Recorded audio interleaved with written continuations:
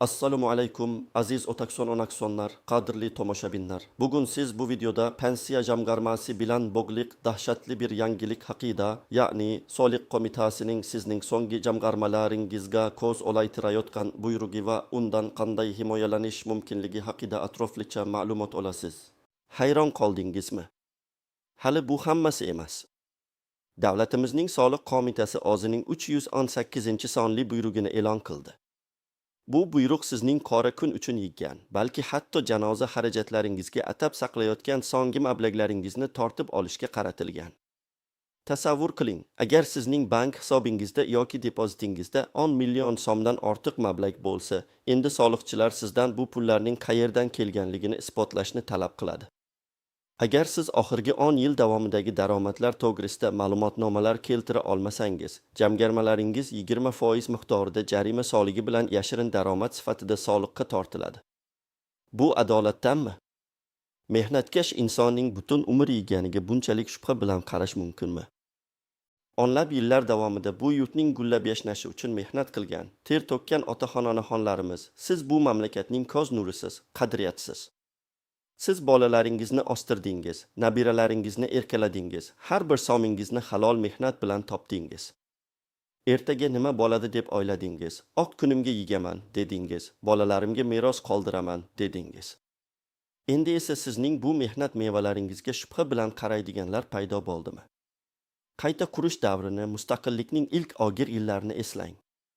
Qanday qilib bor yogingizni birma-bir yigdingiz? Bir vaqtlar bir cho'ntakda maosh olib, ikkinchi cho'ntakda uyga olib borishga ulgurmasdan pullarning qadri yo'qolib ketgan paytlar bo'ldi. Shunday qiyinchiliklarda ham har bir so'mga ehtiyotkorona munosabatda bo'lganingizni, har bir tiyinni yegganingizni eslang. Balki sizning hisobingizdagi 10 million so'm umringiz davomida yeggan pullaringizning bir qismidir. Balki bu mablag'ni siz uzoq yillar davomida bir chetga olib qo'yib, og'ir kun uchun jamg'argansiz. Balki sizning qo'lingizdagi mablag' dehqonchilikdan, chorvachilikdan, hunarmandchilikdan topilgan halol pullardir. Yoki farzandlaringiz, nabiralaringiz Rossiya, Koreya, Turkiya kabi davlatlarda ter to'kib, sizga yordam tariqasida jo'natgan pullarmi? Qanday qilib endi siz bu pullarning har birini qonuniy ekanligini, qayerdan kelganligini 10 yil oldingi hujjatlar bilan isbotlay olasiz? Ko'pchiligimizda 10 yil oldingi qog'ozlar saqlanmagan. Axir biz hujjatbozlikni emas, hayotimizni saqlash bilan ovora bo'lganmiz.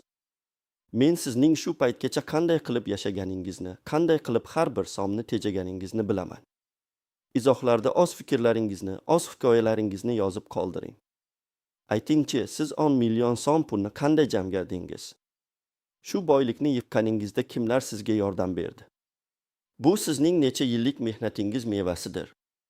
Shu bilan birga bunday muhim qonuniy xabarlarni va maslahatlarni o'tkazib yubormaslik uchun kanalimizga obuna bo'lib qo'yishni unutmang. Keling, avvalroq ahvol qanday bo'lganini eslaylik. Ilgari odamlar davlatga ishonardi. Bankka pul qo'yish eng ishonchli usul deb hisoblanardi. Pensiya jamg'armasi, deylik, odamlarning keksaygan chog'ida ishonchli tayanch bo'ladi deb ishonilardi. Odamlar maoshini olib, bir qismini bankka qo'yardi, bir qismini esa uyda, sandiqda, matras ostida, qora kun uchun saqlardi. Hech kim ulardan bu pullarning kelib chiqishini so'ramasdi, chunki har bir qariya, har bir mehnatkash insonning halolligi va mehnatsevarligi shubha ostiga olinmasdi. Mahallalarda bir-birimizga yordam berish, qoni-qo'shnilik, qarindosh-urug'chilik rishtalari mustahkam edi. Biror kishi pulga muhtoj bo'lib qolsa, boshqalar yordamga shay turardi. Pensiya to'lovlari vaqtida berilardi. Garchi ularning miqdori kam bo'lsa-da, odamlar o'sha mablag'ga o'z hayotini o'tkazar edi. Bir vaqtlar hatto to'plangan mablag'larni bankda saqlash foydali edi, foizlar berilar edi. Hech kim sizning qo'lingizdagi yoki bankdagi mablag'laringizga soliq qo'mitasi ko'z olaytiradi deb xayoliga ham keltirmasdi. Bu ishonch davri edi. Endi esa vaziyat tubdan o'zgardi. Hozirgi kunda pensiya jamg'armasi, soliq qo'mitasi va boshqa davlat idoralari o'zaro hamkorlikda ishlayapti. Banklar ham bunga jalb qilingan. Bu esa aholi orasida katta xavotir uyg'otyapti. Odamlar pulini bankka qo'yishga qo'rqib qolishdi. Hatto ko'pchilik yiggan pullarni bankdan olib qo'yishga, ularni uyda saqlashga majbur bo'lmoqda. Ammo uyda saqlangan pullarning ham o'z xavfi bor, o'g'rilik xavfi, yong'in xavfi va hokazo. Nima qilish kerak? Qayerda ishonchli joy qoldi? Davlat o'z fuqarosiga ishonmas ekan, fuqaro qanday qilib davlatga ishonsin? Xo'sh, kimlar bu vaziyatda xavf ostida qoladi? Eng birinchi navbatda 10 million so'mdan ortiq pulini yaqinda bankka qo'ygan pensionerlar xavf ostida. Masalan, o'zi umr bo'yi qishloqda yashagan, chorvachilik, dehqonchilik bilan shug'ullangan, topganini uyda yigib kelgan, 15-20 million so'm yiggan keksa otaxon. Yaqinda o'g'li yoki nabirasi uni shaharga olib kelib, xavfsizlik uchun pullarni bankka qo'yib bergan. Endi u soliq qo'mitasiga 10 yil davomidagi daromadlar to'g'risida ma'lumotnoma olib kela oladimi? Qishloq xo'jaligida, bozorlarda qilinadigan savdo-sotiqlarning aksariyati naqd pulda bo'ladi. Hech qanday chek yoki kvitansiya berilmaydi. Yoki farzandlari chet elda ishlab, muntazam ravishda naqd pulda jo'natgan va bu pullarni o'zi bankka qo'ygan ona. U qanday qilib har bir pul o'tkazmasini, har bir oylik maoshni isbotlay oladi? Shuningdek, uy-joy sotishdan, avtomobil sotishdan, kichik biznesdan tushgan pullarni bankka qo'yganlar ham xavf ostida. Ko'pchilik eski avtomobilini yoki kichik yer uchastkasini sotib, bu pulni bankka qo'yadi, chunki katta miqdordagi naqd pulni uyda saqlash xavfli. Ammo ular soliq deklaratsiyasini to'ldirmagan bo'lishi mumkin. Ba'zi keksa yoshdagi fuqarolarimiz o'zining umr bo'yi yiggan mablag'ini bankka joylashtirishga majbur bo'lishadi, chunki ularning sog'ligi tobora yomonlashib boradi. Masalan, Farg'ona viloyatida yashaydigan 65 yoshli Oysha buvi haqida o'ylaylik. Uning turmush o'rtog'i 10 yil avval vafot etgan, o'zi 3 qizni katta qilgan. Qizlari turmushga chiqib, o'z oilalari bilan yashaydi. Oysha buvi qishloqda yolg'iz yashaydi, pensiyasi kam. Ammo u umr bo'yi tejab har bir so'mni yigib kelgan. Hatto o'z hovlisidagi kichik tomorqasidan chiqqan hosilni sotib, uning pulini ham yiggan. Oxirgi 1 yil ichida u o'zining 9 yoshli nabirasini to'yiga atab yiggan 1 million so'm puliga 14 million so'mga yetkazgan. Yaqinda esa tishlari o'g'rib, operatsiya qildirishi kerak bo'lib qoldi. Operatsiya uchun kerak bo'ladigan pullarni u bankka qo'yishga qaror qildi, chunki uyda saqlash xavfsiz emas edi. Endi soliq qo'mitasi undan bu 14 million so'm qayerdan kelganligini isbotlashni talab qilsa, Oysha buvi qanday qilib buni isbotlay oladi? Uning faqatgina eski, yirtiq daftarida qayd etilgan, turli yillarda qancha pul yeggani haqidagi yozuvlar bor xolos. Bu adolatdanmi? Uning mehnatini, uning ehtiyotkorligini shubha ostiga olish to'g'rimi? Yoki Andijonda yashaydigan 70 yoshli Murod ota haqida. U butun umrini zavodda ishlashga bagishladi. 40 yilgacha zavodda oddiy ishchi bo'lib ishlagan, doim ishlab chiqarish rejasini ortigi bilan bajargan. Nafaqaga chiqqanida unga kichik bir pensiya tayinlashdi. Murod ota ham o'zining hayoti davomida har bir so'mga ehtiyot bo'lgan, qora kunga saqlagan.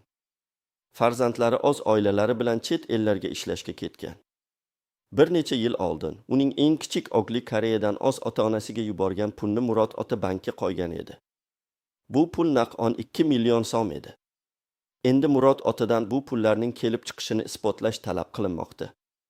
Uning o'g'li xorijdan jo'natgan pullarni bank orqali jo'natmagan, balki bir tanishining qo'li bilan jo'natgan edi. Murod ota qanday qilib o'g'lining chet eldagi daromadini isbotlay oladi?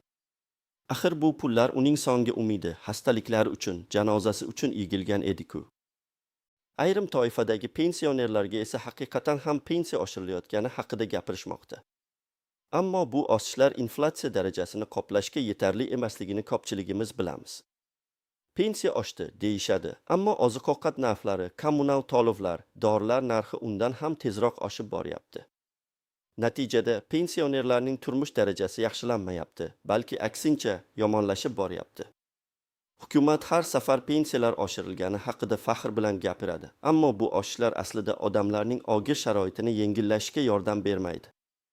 Shunday qilib, bir tomondan pullar oshirilayotgandek tuyuladi, ikkinchi tomondan esa shu ozgina yigilgan jamg'armalarga ham ko'z olaytirishmoqda. Bu xuddi bir cho'ntagimizga 1 so'm solib, ikkinchi cho'ntagimizdan 10 so'm olib qo'ygandek gap. Pensiya yoshiga yetgan insonlar bizning eng ulugimiz, ular jamiyatimizning oltin fondidir. Ularning mehnatlari va tajribalari bizga yo'l ko'rsatadi. Ular o'z hayotini shu yurtga bagishladi. Endi esa ularning keksaygan chog'ida o'zining halol yeganiga shubha bilan qarash, bu nafaqat moddiy zulm, balki ma'naviy zulmdir. Har bir so'mning orqasida bir insonning umr yo'li, uning orzulari, umidlari yotibdi. Bu faqatgina raqamlar emas, bu inson taqdiri. Ularning ko'zlari yoshga to'lganida kim javob beradi? O'zining halol mehnati bilan topgan, farzandlarining kelajagi, o'zining qora kuni uchun jamgirgan pullariga egalik qilish huquqini himoya qilishga majbur bo'lish, bu qanday adolat? Azizlarim, sizningcha davlat keksalarimizga nisbatan qanday munosabatda bo'lish kerak? Ularning umr bo'yi qilgan mehnatini qadrlash kerakmi yoki har bir so'm uchun so'roqqa tutish kerakmi? O'z fikringizni izohlarda yozib qoldiring. Sizning har bir fikringiz muhim. Xo'sh, bunday vaziyatda nima qilish kerak? Qanday qilib bu dahshatli buyruqdan himoyalanish mumkin? Birinchidan, vahimaga tushmang. Soliq qo'mitasining har bir harakati qonun doirasida bo'lishi shart. Agar sizga bunday talab qo'yilgan bo'lsa, darhol huquqshunos bilan maslahatlashing. Ikkinchidan, iloji boricha barcha mavjud hujjatlarni to'plang. Agar pullar maoshdan yigilgan bo'lsa, ish joyidan maosh to'g'risida ma'lumotnoma, ish haqi varaqalari, bank hisobingizdan ko'chirmalar oling. Garchi 10 yillik ma'lumotlarni topish qiyin bo'lsa-da, imkon boricha harakat qiling. Uchinchidan, agar pul chet elda ishlayotgan qarindoshlaringizdan kelgan bo'lsa, ulardan pul o'tkazmalarini tasdiqlovchi hujjatlar, bank ko'chirmalari yoki o'sha mamlakatdagi daromadlari to'g'risida ma'lumotnomalar olishga harakat qiling. Hatto ular naqd pulda yuborgan bo'lsa ham, ularning chet eldagi ish joyidan ma'lumotnoma olishga urinish mumkin. To'rtinchidan, agar pul mol-mulk sotishdan kelgan bo'lsa, oldi-sotdi shartnomalari, kvitansiyalar yoki bu bitimga guvoh bo'lgan shaxslarning ko'rsatmalari ham yordam berishi mumkin. Misol uchun, mahalla faollari, qoni-qo'shnilar sizning yer sotganingizni yoki chorva sotganingizni tasdiqlab berishi mumkin. Beshinchidan, agar sizning jamg'armalaringiz kichik miqdorda, uzoq yillar davomida to'plangan bo'lsa, bu haqda soliq inspektoriga tushuntirish xati yozing. Uzoq vaqt davomida har oylik pensiyadan ozozdan yigilganligini batafsil bayon qiling. Hatto sizning qo'lyozma daftaridagi qaydlar ham, agar u ishonchli ko'rinsa, yordam berishi mumkin. Oltinchidan, pensiya jamg'armasi yoki soliq qo'mitasi bilan bo'ladigan har qanday yozishmalarni, uchrashuvlarni hujjatlashtiring. Har bir murojaatingizga yozma javob talab qiling.